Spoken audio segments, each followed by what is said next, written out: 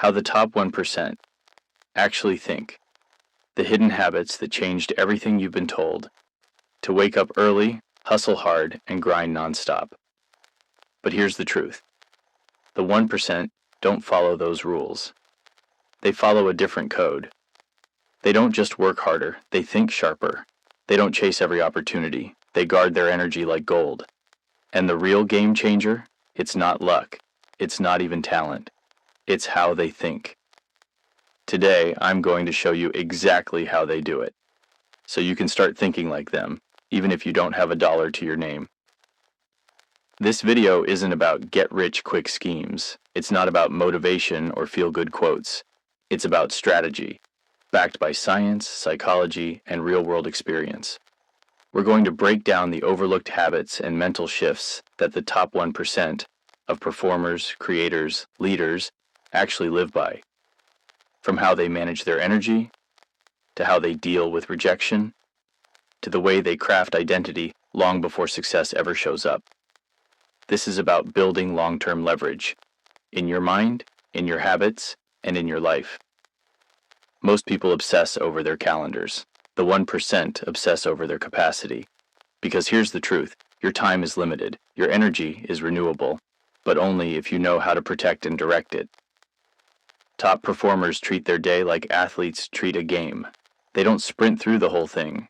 They train for explosive, focused effort, followed by deliberate recovery. In psychology, this is called ultradian performance rhythm. Cycles of high performance, followed by rest. The 1% structure their day in sprints, not marathons. Practical takeaways.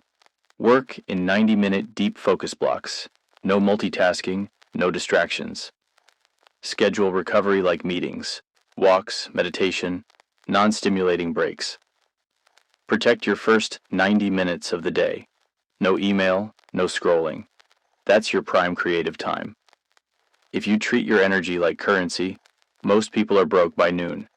The 1% stay wealthy with it, and that's why they outperform, even if they work fewer hours.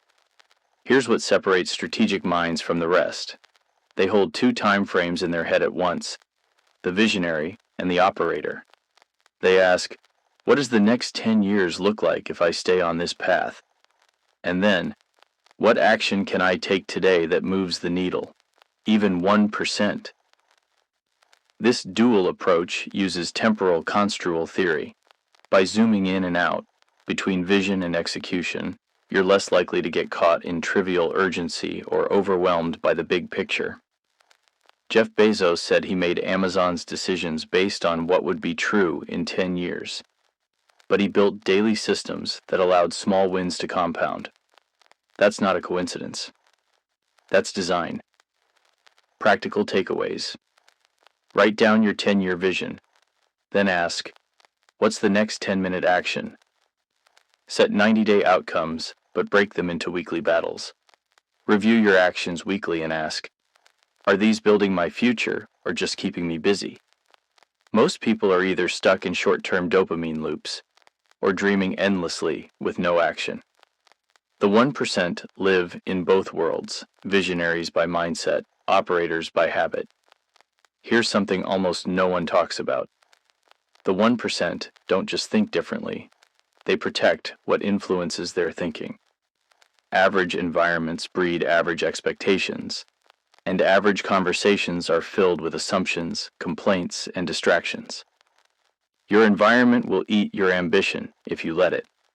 In neuroscience, this ties to neuroplasticity.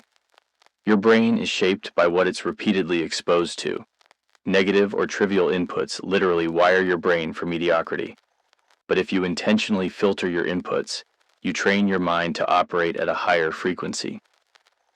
High performers curate their circle, not out of arrogance, but out of necessity. They aren't afraid to outgrow rooms that no longer challenge them. Practical takeaways. Audit your circle. Ask, who challenges me to level up? Who keeps me stuck? Create a mental diet. 80% growth content, 20% entertainment max. Design environments that reduce friction. Clean space, fewer notifications, books within arm's reach, no junk within sight. You don't rise to your goals, you fall to your standards, and your environment sets your standards. The most powerful word used by the 1% isn't yes, it's no. Not because they're selfish, but because they understand the cost of mental clutter. In a world of infinite distractions, clarity becomes a superpower, and clarity starts with protecting your attention. This is called cognitive load theory. The brain has a limited bandwidth for decision-making, focus, and creative thinking. Every yes that doesn't align with your vision is a withdrawal from your mental bank account. Warren Buffett once said, "The difference between successful people and very successful people is that very successful people say no to almost everything." Practical takeaways. Build a not-to-do list. Eliminate recurring distractions. Practice the 3-second clarity pause before saying yes to anything. Set boundaries around focus time. Phone on airplane mode. Do not disturb. Period. The 1% don't let the world dictate their focus. They design their life to guard their mind, because your attention is the foundation of your direction. Here's a brutal truth the 1% understand. Success requires failure. Not once, not twice, but constantly. The difference is, they don't personalize it. Average performers interpret failure as a signal to stop.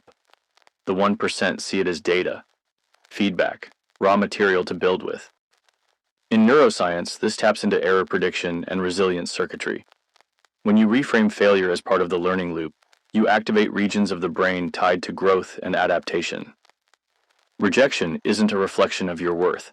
It's a redirection of your approach. J.K. Rowling got rejected 12 times before Harry Potter was published. Michael Jordan got cut from his high school basketball team. These aren't motivational cliches. They're reminders that failure is never the opposite of success. It's the path to it. Practical takeaways. Create a failure log, weekly reflection of what didn't work and what you learned. Use the 3-question reframe. 1. What did I control? 2. What can I learn? 3. What's the next best action? Build a rejection reps mindset. 10 no's gets you closer to a yes. Track it. The 1% aren't fearless. They just build systems to face fear more often until it becomes familiar, and then it becomes fuel. Let's get real. Most people try to earn success so they can finally feel successful. The 1% flip it. They become the person first. Then the results show up. This is called identity-based habit formation. It's not about doing things just for goals. It's about doing things because it's who you are. Don't chase success. Embody it. James Clear put it best. Every action you take is a vote for the type of person you wish to become. High performers don't just say, "I want to be successful." They say, "I'm the kind of person who trains daily, learns obsessively, and protects my focus." And they act like it, even when no one's watching. Practical takeaways. Write a 1-sentence identity statement. I'm the kind of person who, insert habit or trait. Align 3 daily actions with that identity. Small, consistent, repeatable. Stop chasing motivation. Build evidence of who you are through behavior. The truth is, the 1% weren't born with a different brain. They just chose, again and again, to live in alignment with who they wanted to become, until the results became inevitable. You don't need to be rich to start thinking like the 1%. You don't need followers, funding, or luck. What you do need is ownership of your energy, of your decisions, of the story you tell yourself when things get hard. The 1% aren't just successful because they're lucky. They're successful because they play the long game with precision. They protect their minds, they train their focus, they build identity, one choice at a time. And now, you can too. Remember, the difference between survival and success isn't always talent. It's how you think,